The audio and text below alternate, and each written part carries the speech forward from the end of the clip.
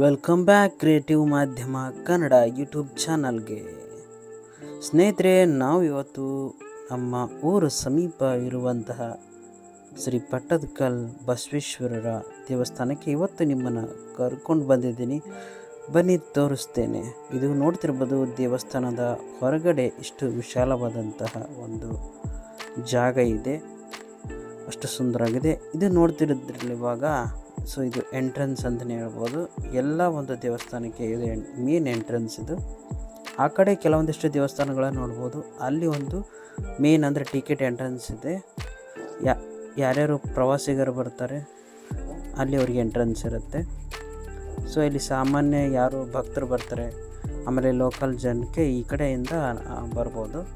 ನೋಡ್ತಿರ್ಬೋದು, ನಂದಿ ವಿಗ್ರಹ ಅಂದರೆ ಬಸವಣ್ಣ ಅಂತ ಕರಿತೀವಿ. ತುಂಬ ಒಂದು ಪುರಾತನ ಕಾಲದ ಒಂದು ಬಸವಣ್ಣ ಅಂತಲೇ ಹೇಳ್ಬೋದು. ಯಾಕಂದರೆ ಇಲ್ಲಿ ಸಾಕಷ್ಟು ವರ್ಷಗಳಿಂದ, ಅಂದರೆ ಚಾಲುಕ್ಯರ ಕಾಲದಿಂದನೂ ಸಹಿತ ಈ ಒಂದು ನಂದಿ ವಿಗ್ರಹ ಇದೆ ಅಂತ ಒಂದು ನಂಬಿಕೆ ಇದೆ.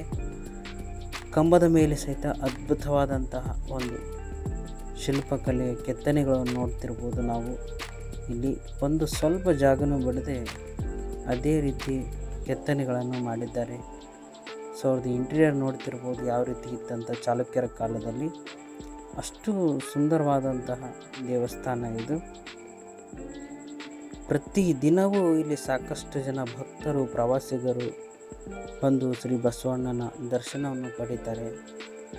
ನೀವು ಯಾವಾಗಲಾದರೂ ಈ ಕಡೆ ನಮ್ಮ ಬಾದಾಮಿ ಪಟ್ಟದಕಲ್ ಬಂದರೆ ಇದನ್ನು ಮಿಸ್ ಮಾಡದೆ ನೋಡ್ಕೊಂಡು ಹೋಗಿ. ಈ ಕಡೆ ನಮ್ಮ ಬಾಗಲಕೋಟೆ ಹತ್ರ ಬಂದಾಗ ಬಾದಾಮಿಯಿಂದ ಏನು ಭಾಳ ದೂರ ಆಗೋದಿಲ್ಲ. ಪ್ರತಿಯೊಬ್ಬರು ಬಾದಾಮಿಗೆ ಯಾರು ಬರ್ತಾರೆ ಕಂಪಲ್ಸರಿ ಅಂತರೂ ಬಂದು ಹೋಗ್ತಾರೆ ಅಂತ ನನಗೆ ಗೊತ್ತು. ಆದರೂ ಮಿಸ್ ಮಾಡ್ಕೋಬೇಡಿ. ಯಾರು ಇನ್ನೂ ನೋಡಿಲ್ಲ, ಬಂದು ಶ್ರೀ ಬಸವೇಶ್ವರ ದೇವಸ್ಥಾನ ನೋಡಿ ದರ್ಶನ ಪಡೆದುಕೊಳ್ಳಿ. ಹಾಗೆ ಮುಂದಿನ ವಿಡಿಯೋದಲ್ಲಿ ಶ್ರೀ ವಿರೂಪಾಕ್ಷ ದೇವಾಲಯ ತೋರಿಸ್ತೇನೆ.